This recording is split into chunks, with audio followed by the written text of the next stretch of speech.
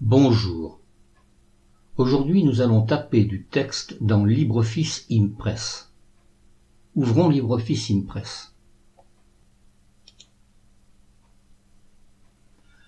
Commençons par choisir le format de diapositive souhaité dans la partie « Mise en page » du volet de droite.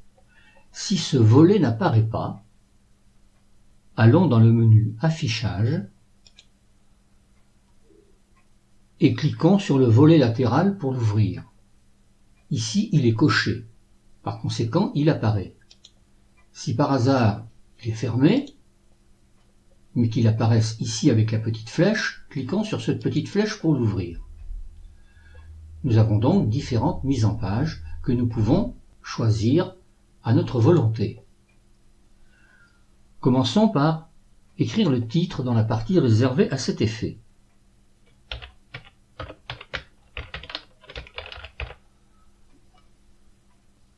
Le paramétrage fonctionne comme dans un traitement de texte Writer. Pour le modifier, mettons-le en surbrillance, faisons un clic droit et choisissons le volet souhaité dans le menu déroulant, ou allons dans le volet de droite sur Propriétés et retrouvons ces mêmes caractéristiques. Nous pouvons changer la police. Nous pouvons également changer la position, les effets de caractère, le surlignage. Nous pouvons également choisir la taille. Choisissons par exemple une autre police. Cliquons sur cette police, changeons la taille et cliquons sur OK. Nous pouvons également écrire du texte sur une diapositive en créant une ou plusieurs zones de texte. Pour cela, cliquons sur l'icône texte dans la barre d'outils. Une croix apparaît sur la diapositive. Faisons glisser la souris en tenant le clic gauche pour former la zone. Et écrivons dans cette zone.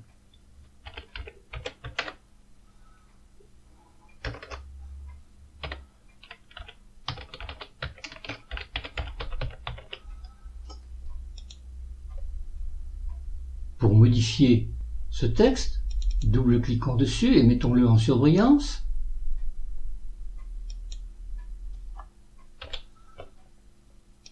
Nous pouvons également, en cliquant sur le bord de la zone, voir apparaître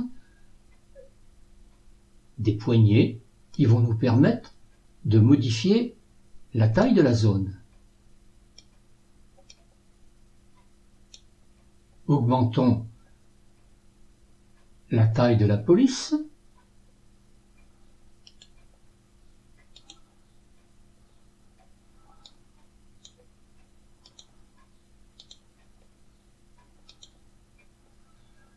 Cliquons à nouveau, faisons apparaître les poignées et recliquons sur ces poignées.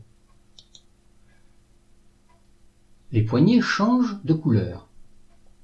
Grâce aux poignées devenues rouges, en nous mettant sur une des poignées extérieures, nous pouvons faire basculer le texte de façon à l'orienter comme nous le souhaitons. Pour supprimer une zone de texte, il faut la sélectionner, puis cliquer sur la touche Supprime du clavier. Si ces vidéos vous sont utiles, n'hésitez pas à les faire connaître autour de vous.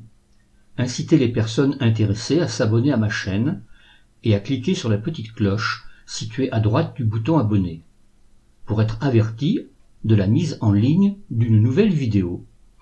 Si la vidéo vous a plu, n'oubliez pas de cliquer sur le pouce en l'air pour indiquer votre intérêt. C'est pour moi le meilleur des encouragements.